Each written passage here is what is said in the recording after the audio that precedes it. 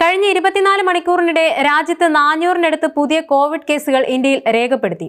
ഇതോടെ ആകെ സജീവ കേസുകളുടെ എണ്ണം 6133 ഉയർന്നു. 6-ലധികം കോവിഡ് മരണങ്ങളും റിപ്പോർട്ട് ചെയ്തിട്ടുണ്ട്. ഇതിൽ 3 കേരളത്തിലാണ്. ഗുജറാത്ത്, ബംഗാൾ, ഡൽഹി തുടങ്ങിയ സംസ്ഥാനങ്ങളും കോവിഡ് കേസുകളുടെ എണ്ണത്തിൽ മുന്നിലുണ്ട്. രാജ്യത്തെ 5 സംസ്ഥാനങ്ങളിൽ നിലവിൽ 500-ലധികം കേസുകളുണ്ട്. രാജ്യത്തെ ഏറ്റവും കൂടുതൽ കേസുകളുമായി കേരളത്തിൽ കോവിഡ് വ്യാപനം വല്ലാതെ പടരുകയാണ്. കഴിഞ്ഞ 24 മണിക്കൂറിനുള്ളിൽ 150ഓളം പുതിയ കേസുകൾ റിപ്പോർട്ട് ചെയ്തതോടെ സംസ്ഥാനത്തെ ആകെ സജീവ കേസുകൾ 2000-ലേക്ക് കുതിക്കുകയാണ്. ഇത് രാജ്യത്തെ ആകെ കോവിഡ് കേസുകളുടെ 31% വരും. നിലവിൽ ഇന്ത്യയിൽ ഏറ്റവും കൂടുതൽ കോവിഡ് രോഗികൾ ഉള്ളത് കേരളത്തിലാണ്.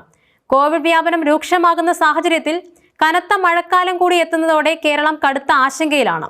സംസ്ഥാനത്ത് വീണ്ടും ലോക്ക്ഡൌൺ പ്രഖ്യാപിക്കുമോ എന്ന ഭയം ജനങ്ങൾക്കിടയിൽ വ്യാപകമാണ്.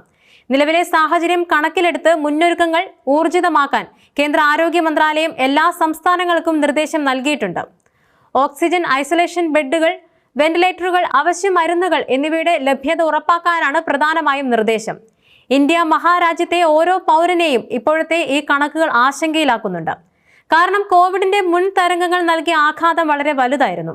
ലക്ഷക്കണക്കിന് ആളുകളുടെ ജീവൻ കവർന്നെടുക്കുകയും കോടിക്കണക്കിന് ആളുകളെ രോഗബാധിതരാക്കുകയും ചെയ്ത ഒരു മഹാമാരിയായിരുന്നു കോവിഡ്. 2020 ആരംഭിച്ച കോവിഡ് മഹാമാരി ലോകമെമ്പാടും ഭീകരമായ നാശം വിതച്ചു. ലോകാരോഗ്യ സംഘടനയുടെ കണക്കുകൾ പ്രകാരം ഔദ്യോഗികമായി 7 ദശലക്ഷത്തിലധികം ആളുകൾ കോവിഡ് മൂലം മരണപ്പെട്ടു. എന്നാൽ യഥാർത്ഥ കണക്കുകൾ ഇതിലും വളരെ വലുതാണെന്ന് പഠനങ്ങൾ പറയുന്നുണ്ട്. ഇന്ത്യയിൽ മാത്രം ഔദ്യോഗികമായി 5 ലക്ഷത്തിലധികം മരണം രേഖപ്പെടുത്തിയിട്ടുണ്ട്. ഓരോ ദിവസവും ആയിരക്കണക്കിന് ആളുകളാണ് രോഗബാധിതരായത്. അക്കങ്ങൾക്കപ്പുറം ഓരോ കുടുംബത്തിനും താങ്ങാനാവാത്ത ദുരന്തങ്ങൾ സമ്മാനിച്ചു. ഓക്സിജന്റെയും കിടക്കുകളുടെയും ക്ഷാമം ആശുപത്രികളിൽ നിറഞ്ഞു കവിയുന്നത്, പ്രിയപ്പെട്ടവരെ നഷ്ടപ്പെട്ടവരുടെ കണ്ണീർ, ഇതെല്ലാം ഭയാനകമായ ഓർമ്മകളാണ്. അപ്രതീക്ഷിതമായി വന്ന ലോക്ക്ഡൌണുകൾ സാമ്പത്തികമായും സാമൂഹികമായും വലിയ പ്രത്യാഘാതങ്ങൾ സൃഷ്ടിച്ചു. വിദ്യാഭ്യാസം തടസ്സപ്പെട്ടു, ദാരിദ്ര്യം വർദ്ധിച്ചു, മാനസികാരോഗ്യ പ്രശ്നങ്ങൾ കൂടി. ഈ ഞെട്ടിക്കുന്ന ഭൂതകാലം നമുക്ക് നൽകുന്ന പാഠം ചെറുതല്ല.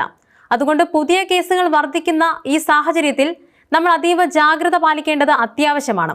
മുൻകരുതലുകൾ സ്വീകരിക്കുക, ആരോഗ്യവകുപ്പിന്റെ നിർദ്ദേശങ്ങൾ പാലിക്കുക. ഓർക്കുക, നമ്മുടെ കൂട്ടായ പരിശ്രമത്തിലൂടെ മാത്രമേ ഈ പ്രതിസന്ധിയെയും നമുക്ക് അതിജീവിക്കാൻ സാധിക്കൂ.